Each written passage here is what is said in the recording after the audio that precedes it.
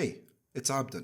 Welcome to this video where we go all over the SKITTLES approach to review. Now, if I had to recommend a single thing that you could focus on to improve your chances of getting a 270, it would probably be your review process. It is crucial, and I really mean crucial, in making the most out of your Step 2 prep. Now, obviously, everyone does it differently, and I'm not saying my way is the best way. I'm just saying that this is what I came up with, and I'm just trying to share that with you. The most important thing is that you find something that suits you best. Now, this is an image of a Skittles, one of my favorite all-time candy as a kid, and you can see it's full of different colors, obviously cherry red being the best, but also you see a bit of green, some oranges, and some purples. And when you look at, for example, my MBME questions, you will notice how on the left-hand side, there's a bunch of different colors, right? You see there's some greens, there's some pinks, there's some reds, and there's some yellows or oranges. And it's the same thing when you look at my spreadsheet, my UWorld spreadsheet. It's the same thing. On the left-hand side, you will notice there's a bunch of greens, a pink, some oranges, and some reds. So what exactly is going on? Now, the Skittles approach is my way of creating a system to categorize your answers based on a 5-color flag system where each color flag denotates something specific. I genuinely believe that not all answers are created equal, and 80% is not always a true 80%, and we're going to explore this a bit later. Now, like I said, each color means something else. So you will notice there's green, which stands for a true correct, a red, which is a true incorrect, and then you have the pinks and the oranges, which are either correct or incorrect. You will notice that purple is missing. I would use purple only if I got the question wrong because of a pure brain fart. It happens sometimes. I'm not focused very well, or I'm distracted and I miss a huge aspect of the question. Maybe I missed reading 2 or 3 important sentences and I got the question wrong. I know the answer. It was just a blunder. I'll just flag it as purple and move on with my life. Now, when you look at greens and reds, they exist on 2 ends of the spectrum. A green is a true correct. I got the answer correct and I knew exactly why the answer I chose was the correct answer. I knew also exactly why all the other answer choices are wrong. And obviously this is the ideal situation to be in. This is your target for most of your questions, if not all. Then on the other end of the spectrum, you have a true incorrect. This is usually due to a knowledge gap. You got the question wrong. You had absolutely no idea what was going on. Either you had no idea what was going on in the question stem, or you had no clue what the next best step in management. This is a pure knowledge gap. And then towards the end of the spectrum where it kind of gets a bit hazy is the oranges and the pinks. An orange, you technically got the answer correct, but you were unsure. Either you were not sure why the answer was correct, or you was unsure why one of the other answers were incorrect. And maybe a lot of times you boil down the question to a 50-50, but you're not really sure, so you just choose what's best to your gut, and you end up getting it right, which is perfect, so that's an orange. In the same scenario where you chose the answer wrong, this is going to be a pink. It's not truly a knowledge gap, because you kind of have an idea, you just didn't know which one of the 2 answers were the best. Now, in all sense of practicality, pinks and oranges are nearly the same. Luck is a huge factor for the 50-50, and therefore I don't really think that they're technically the same kind of scenario, just different outcomes.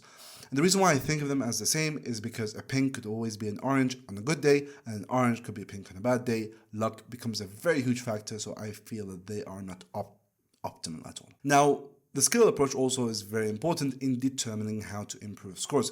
I personally use it with my mentees to help stratify them into 2 different camps. Usually students who make a lot of pinks and oranges, the main issue there is exam skill. They know the content, they know the knowledge, but they are facing some issue translating that into an actual question. When I split students into 2 camps, the red heavy camp, again, is usually due to a knowledge camp, whilst the pink and orange heavy camp is usually due to exam skill. And obviously knowing which camp you lie on kind of will allow you to better create a strategy. I would recommend someone who's getting a lot of pinks and oranges to sit down and try to really be mindful and think why they're getting the questions wrong, and they benefit a lot from mentoring. Whilst the red heavy camp, a lot of it comes down to knowledge gap. Either their first pass in UWorld was not very good, or they have significant holes in their knowledge which they have to patch in and go and review their notes. Now, I mentioned earlier how not all answers are created equal, and to prove this, I'll give you a little scenario. Let's say you have 2 students. Students A and B both got 80% in a block, and they're asking you who did better. Based on purely just that number, it's impossible to say who did better. You'll just say, oh no, they both got the same grade, therefore they are both the same. But let's say you use a skills approach and you look at the breakdown. Student A had 60% green, 20% orange, 16% pink, and 4% red, while student B had 20% green, 60% orange, 7% pink, and 13% red. So immediately you can tell that student A did so much better. The vast majority of his incorrects are pink, so it was probably an exam skill issue, and again, the vast majority of his corrects were green. This is where you want to be. Student B, even though had a significantly high number of oranges, the vast majority of his incorrects are red. So you could see he's more suffering with a knowledge gap issue, and also it shows you how that 80% could easily have been a 40% if he was unlucky and he chose the wrong answer when it came to the oranges. I am not very comfortable with oranges because, again, there's a significantly high chance of doing bad in a future block. So this is in general how I see skills approach. It provides a very systematic review approach, especially if you're confused, and also it provides you a lot of utility in terms of approaching your scores and understanding why you got a particular score. Now, the skills approach varies based on the phase that you are in. In phase 1, I think it's very good in helping you learn and understand better. The active process of mentally categorizing your answers, which was part of our 8 steps of approaching a UWorld question in the UWorld Maxing video, forces you to slow down your thinking and actually consider what went on. And I think that extra time that it takes you to think and mentally categorize your answer forces you to be more active and immersed into the learning process. In phase 2, the skills approach, when used in NBMEs and UWorld self-assessments, really helps you score higher and kind of guides you to knowing what to do exactly to get better. Should I be focusing more on improving my knowledge fund? Or should I focus more on understanding why I'm choosing the wrong answer and fixing my exam skill? In phase 3, skills approach also really helps you predict your performance better. Let's say I'm a week away from my exam, I do an NBME 14 or 15, and I have a score drop. I drop down from a 250 to a 245 in this one, and I'm freaking out. But then when I do the breakdown, I noticed I got a lot of purples. I was not focused, I was distracted.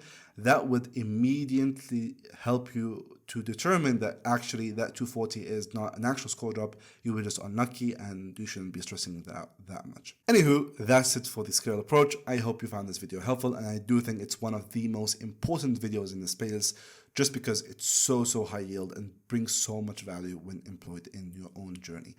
If you have any questions, leave it down in the comments, and wishing you a wonderful day.